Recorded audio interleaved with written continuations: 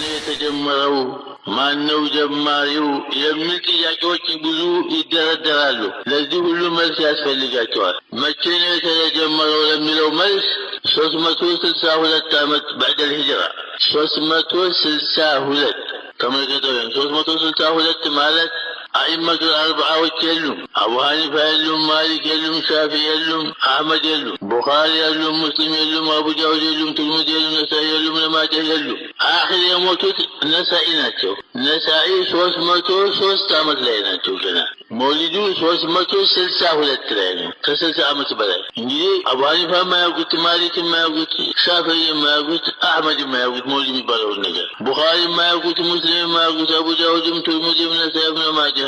እንኳን ሱሐቦችና ታቢዖች ሊያውቁት ታቢዖችም አያውቁትም በዚህ በሩ ተዘጋኝ እንግዲህ ማህበታቴት መጣይ ነገር እንዴት ነው በየመንደሩ ሁሉ የሚነሳውን ሸሪዓ ይሆናል ተሽሪዕ ያለ እንጂ ወይንም የነብያችን እንጂ ተሽሪዕ የለም አንድ ነገር ህግ ለማውጣት የሚችለው ፈጣሪ ብቻ ነው ነብያችንም የተፈቀደላቸውን ተሽሪዕ አድርጋሉ ሌላ ሰው ሊሸሪዕ አይችልም እርግጥ ሱና ካለ የአራቱን ሱሐቦችን ሱና ተከተሉ ብለዋል ባገኘን ይከተል ነበር عليكم بسنتي وسنة الخلفاء الراشدين المهديين عضوا عليها بالنواجذ وإياكم محدثات الأمور فإن كل محدثة بدعة وكل بدعة ضلالة حديث صحيح وفي الصحيحين من أحدث في أمرنا هذا ما ليس منه فهو رد وفي مسلم كذلك من عمل عملا ليس عليه أمرنا فهو رد النذين حديثه كله وما أتعين لذلك حديثه سناتيناته በነብያችን ጊዜ አለይሂ ሰላቱ ወሰለም የሌለ ነገር